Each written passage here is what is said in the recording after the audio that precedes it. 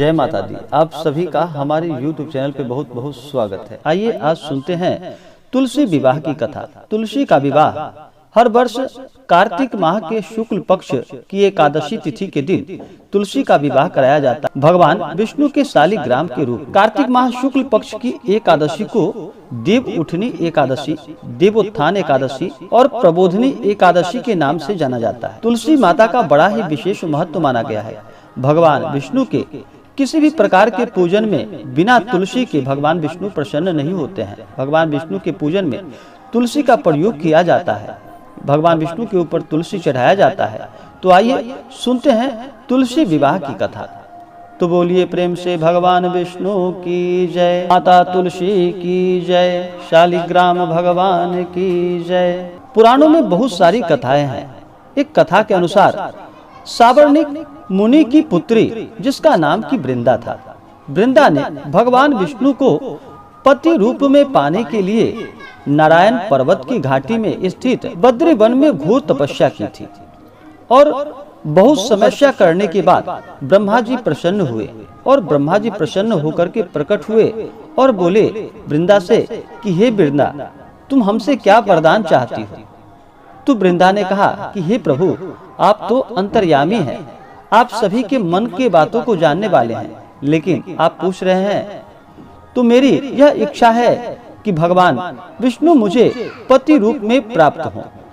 इस प्रकार वृंदा के कहने पर ब्रह्मा जी ने कहा ठीक है, तथास्तु, तुम्हारी इच्छा अवश्य ही पूर्ण होगी। इस प्रकार ब्रह्मा जी ने वरदान दिया और यह भी कहा कि हे वृंदा, तुम्हारे पुनर्जन्म के कुछ अपराध के कारण तुम्हें इस बार राक्षस कुल में ही विवाह करना होगा। उसके बाद ही तुम्हारे जब पाप नष्ट होंगे, पुराने जन्म के अपराध सभी समाप्त हो जाएंगे, तब तुम्हें भगवान विष्णु पति के रूप में प्राप्त हो पाएंगे। इस प्रकार ब्रह्मा जी कह करके वहां से चले जाते हैं। उसके बाद तुलसी का विवाह राक्षस राज जालंधर से हुआ, जो कि दानव कुल में उत्पन्न हुआ था। राक्षस जालंधर समुद्र से उत्पन्न हुआ था।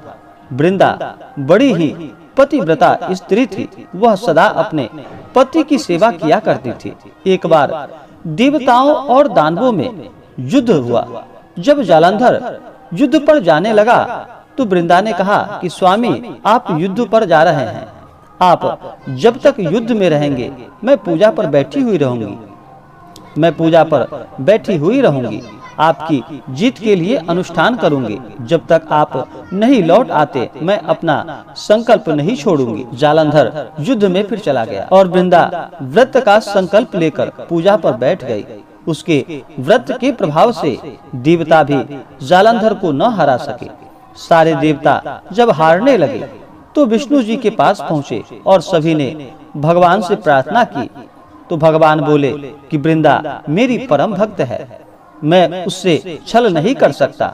इस पर देवता बोले कि हे भगवान, दूसरा कोई उपाय नहीं है, अगर है तो आप बतलाइए, इसमें हमारी मदद कीजिए। इस पर भगवान विष्णु ने जालंधर का रूप धारण कर वृंदा के महल में जा पहुंचे। वृंदा ने जैसे ही अपने पति को देखा तो तुरंत पूजा से उठकर बैठ गई, उसके चरणों को छू लिया। इधर वृंदा का संकल्प टूटा और उसका सतीत्व भंग हो गया। उधर युद्ध में देवताओं ने जालंधर को मार दिया और उसका सिर काटकर अलग कर दिया। जालंधर का कटा हुआ सिर जब महल में आ गिरा तो वृंदा ने आश्चर्य से भगवान की ओर देखा, जिन्होंने जालंधर का रूप धारण कर रखा था। इस पर भगवान विष्णु अपने रूप में आ गए, पर कुछ बोल न सके।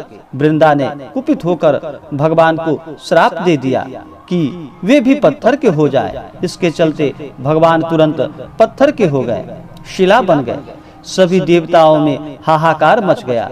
देवताओं की प्रार्थना के बाद वृंदा ने अपना श्राप वापस लिया। इसके बाद वे अपने पति का सिर लेकर क्षति हो गई। उसकी राख से एक पौधा निकला।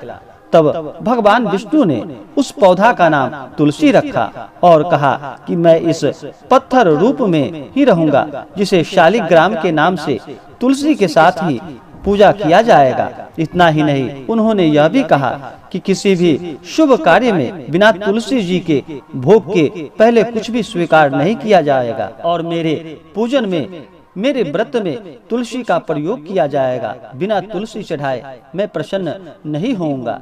इस प्रकार से भगवान ने आशीर्वाद दिया और इसी प्रकार से हर वर्ष कार्तिक माह शुक्ल पक्ष की एकादशी तिथि के दिन भगवान विष्णु की पूजा की जाती है और शालिग्राम के रूप में तुलसी माता से विवाह करवाया जाता है, वही वृंदा तुलसी बनी। इस दिन पूरे विधि विधान के साथ एकादशी का व्रत करते हुए तुलसी विवाह कराना चाहिए।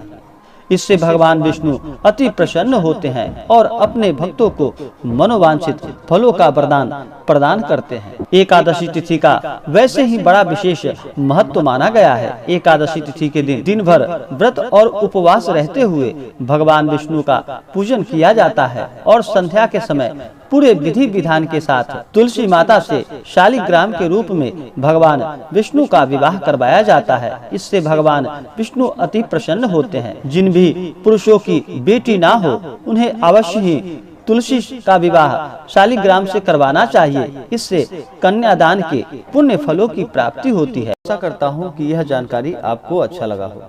ऐसे ही जानकारियाँ प्राप्त करते रहने के लिए हमारे इस चैनल को लाल बटन दबा करके सब्सक्राइब जरूर करें।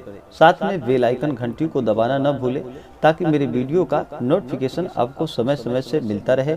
वीडियो को लाइक और शेयर करें। जय माता दी। धन्यवाद। मिलते हैं फिर अगले वीडियो में।